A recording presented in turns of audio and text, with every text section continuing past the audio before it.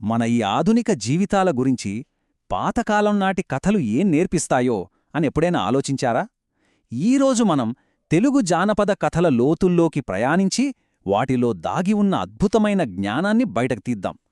చూడండి, ఈ కథలు కేవలం టైంపాస్ కోసం కాదు, అవి మన మనసులకు తెరిచిన కిటికీల్లాంటివి. వందల ఏండ్ల క్రితం ఎంత నిజమో ఈరోజు కూడా అంతే నిజమనిపించే పాఠాలు వీటిలో ఉన్నాయి. ప్రతి సంస్కృతికి దాని కథలు ప్రాణం పోస్తాయి. మన తెలుగు జానపద కథల్లో అయితే జీవితంలోని పెద్ద పెద్ద ప్రశ్నలు కూడా ఎన్నో అద్భుతమైన సమాధానాలు దొరుకుతాయి.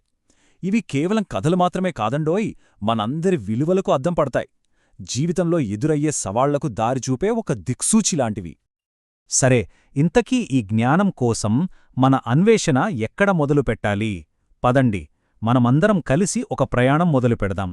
ఈ పాత కథలే మనకు దారి చూపిస్తాయి. మనం తెలుసుకోబోయే ప్రతి కథ ఒక అర్థవంతమైన జీవితమంటే ఏంటో తెలుసుకోవడంలో మనల్ని మరో అడుగు ముందుకు వేయిస్తుంది.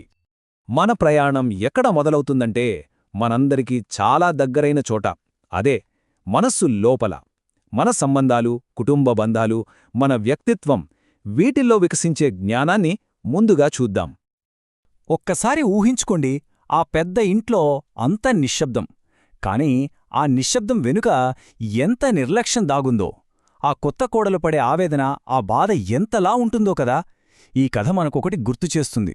కొన్నిసార్లు కొట్టే దెబ్బలకన్నా ప్రేమ లేకపోవడమనేది ఇంకా పెద్ద గాయాన్ని చేస్తుంది. అయితే అసలు పాయింట్ ఏంటంటే, నిజమైన సంపద అంటే ఏంటి? ఈ కథ మనకెప్పటికీ నిలిచిపోయే ఒక పాఠం నేర్పుతుంది. మనం పంచుకునే ప్రేమ, ఇచ్చిపుచ్చుకునే గౌరవం, ఇవి ఏ డబ్బు, బంగారం కన్నా చాలా విలువైనవి. ఇది ప్రతి ఇంట్లో, ప్రతి మనసులో ప్రతిధ్వనించాల్సిన సత్యం. ఇప్పుడు సమాజ కట్టుబాట్లనే ప్రశ్నించే ఒక కథ చూద్దాం. మన కథానాయకుడు బోయ గాలింగయ్య. అతను చాలా సాధారణమైన వ్యక్తి, కాని వ్యక్తిత్వం మాత్రం అసాధారణం. తన స్థాయికి మించిన అమ్మాయిని ప్రేమించే సాహసం చేశాడు. అతని కథ మనల్నొక బలమైన ప్రశ్న అడుగుతోంది. అసలు ఒక మనిషి విలువ దేనితో నిర్ణయించబడుతోంది? చూసారా, ఈ కథ ఎంత చక్కగా చెప్పిందో? మన వ్యక్తిత్వ బలం ముందు ఏ సామాజిక హోదా అయినా తలవంచాల్సిందే.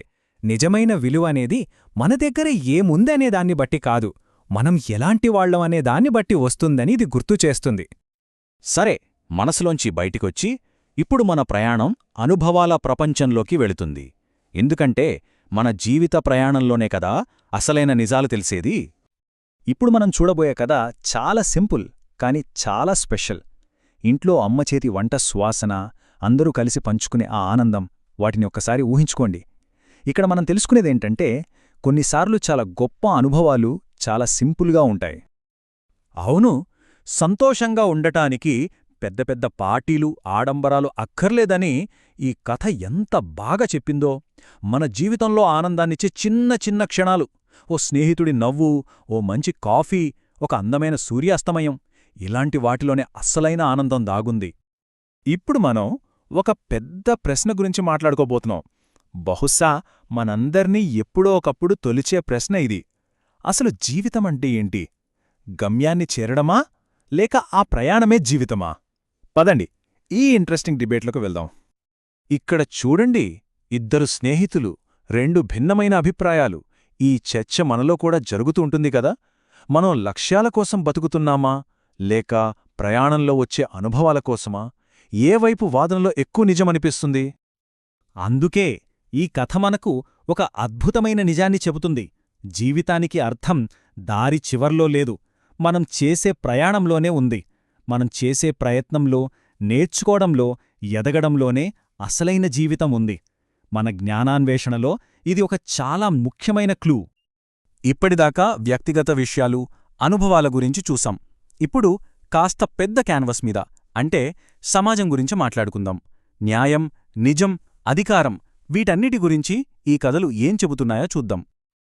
ఒకవేళ చెయ్యని నేరానికి, అబద్ధాల వలలో చిక్కుకుంటే ఎలా ఉంటుంది? సాక్ష్యాలన్నీ మనకే వ్యతిరేకంగా ఉంటే? ఇదే మన తర్వాతి కథానాయకుడు పరిస్థితి. అతను తన ప్రాణాల కోసం అబద్ధాల సముద్రంలో ఈదాలి. ఒక్కోసారి కనిపించేది నిజం కాదని చెప్పడానికి ఈ కథే ఒక బలమైన ఉదాహరణ. పదండి, ఆ నిజం ఎలా బయటపడిందో చూద్దాం. అడుగడుగునా ఎన్నో మలుపులు.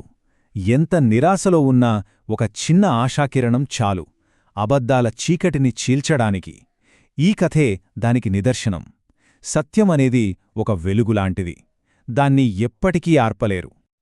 మన చివరి కథ ఒక పవర్ఫుల్ సింబల్, ఒక రూపకం. అధికారానికి, బలానికి చిహ్నమైన ఒక పులి, కాని అది బోనులో బందీగా ఉంది. ఆలోచించండి, ఈ బోనులో ఉన్న పులి మనకు అధికారం గురించి ఏం చెప్పాలనుకుంటోంది? అవును, మన అన్వేషణలో చివరి ముక్క ఇక్కడే దొరుకుతుంది. ఆ బోనులో ఉన్న పులి మనకు నేర్పేదేంటంటే, నిజమైన బలమంటే అధికారం చెలాయించడం కాదు, బ్యాలెన్స్లో ఉంటుంది. స్వేచ్ఛకు, బాధ్యతకు మధ్య, అధికారానికి, కరుణకు మధ్య సమతుల్యత ఉన్నప్పుడే ఒక తెలివైన, న్యాయమైన సమాజం ఏర్పడుతుంది.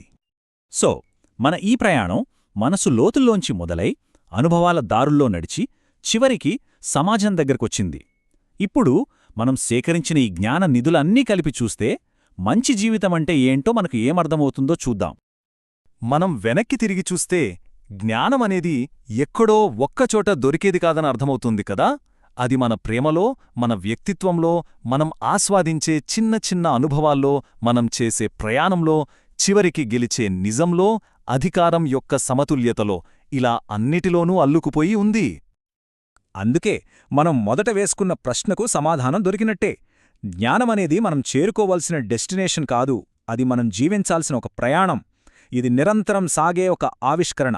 మనమిచ్చే ప్రేమలో, పొందే అనుభవాలలో, నిలబెట్టే విలువలలో దాన్ని మనం కనుగొంటూనే ఉంటాం. మన ఈ ప్రయాణం ముగింపుకు వస్తున్నప్పుడు ఒక్క విషయం గుర్తుంచుకోవాలి. ఈ కథలు కేవలం వినడానికే కాదు, మన జీవితంలోకి తీసుకోవడానికి. అవి స్ఫూర్తినిచ్చే విత్తనాల్లాంటివి. వాటిని మనసులో నాటుకొని మన పనుల్లో మొలకెత్తించాలి. ఎందుకంటే ఈ గొప్ప జ్ఞానమనేది ఎక్కడో పుస్తకాల్లో దాచుకోవడానికి కాదు, ప్రతిరోజూ మనందరం జీవించడానికి.